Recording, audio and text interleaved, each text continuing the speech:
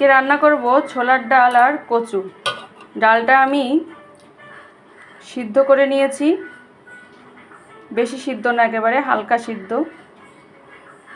একেবারে গোলা গোলা হবে না, একটু থাকবে, শক্ত শক্ত থাকবে। এরকমভাবে আমি সিদ্ধ করে নিয়েছি ডালটা। আর এখানে কচু কেটে নিয়েছি। এখন কচুটা একটু সিদ্ধ করে নিব, জলটা গেলে নিব। কচুটা একটু হলুদ লবণ দিয়ে সিদ্ধ করে নিব। এবার এভাবে আমি একটু সিদ্ধ করে নেব, অর্থাৎ হচ্ছে জল গেলে নিব কচুটার। এই যে আমার কচুটা সিদ্ধ হয়ে গেছে, এখন আমি জল গেলে নিব। নারকেলটা আমি ডুমু ডুমু করে কেটে নিয়েছি, এটা আমি তেলে ভেজে নেব, লাল লাল করে ভেজে নেব। নারকেলের ডুমুগুলো আমার ভাজা হয়ে গেছে। এখন আমি এর ভিতর দিয়ে দিব জিরে বাটা আর আদা বাটা। দিয়ে দিচ্ছি আদা বাটা, জিরে বাটা, আদা বাটাটা তেলের সঙ্গে ভালো করে কষিয়ে নিচ্ছি। এরপর তো দিয়ে দেবো হলুদ আর লবণ, আর দিয়ে দিচ্ছি 1 চামচ মরিচের গুঁড়া। এবার ভালো করে কষিয়ে নেব মশলাটা।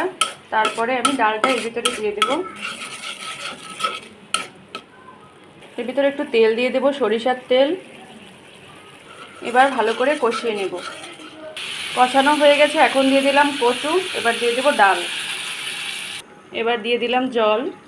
এবার ফুটে ওঠা পর্যন্ত অপেক্ষা করব। ফুটে উঠেছে, এখন আমি দিয়ে দেব 1/2 চামচ চিনি। এবার 1/2 চামচ চিনি দিয়ে ভালো করে নেড়ে চেড়ে নেব। নেড়ে এখন নামিয়ে নেব। নামিয়ে নেওয়ার পরে এখন দেব হচ্ছে আমি ফোড়ন। কড়াইতে আমি এবার দিয়ে দিয়েছি তেল। এখন দিয়ে দেবে গোটা তেজপাতাটা আমি একটু ভেঙে নিয়েছি। এখন দিয়ে দিচ্ছি হচ্ছে জিরে, আর দিয়ে দিচ্ছি শুকনো লঙ্কা। এগুলোকে ভালো করে আমি এখন ভেজে নেব।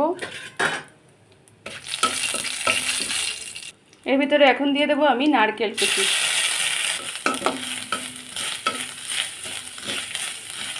এখানে আপনারা নারকেল বাটাও দিতে পারেন, কিন্তু আমি হচ্ছে নারকেলটা একটু ছোট ছোট করে কুড়িয়ে নিয়েছি,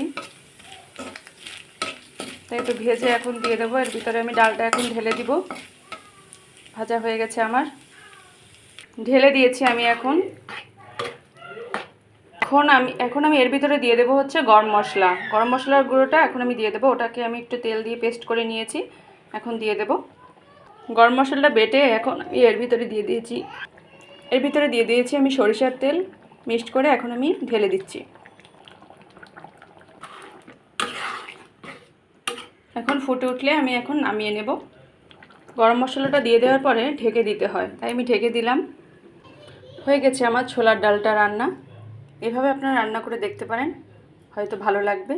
ধন্যবাদ সবাইকে।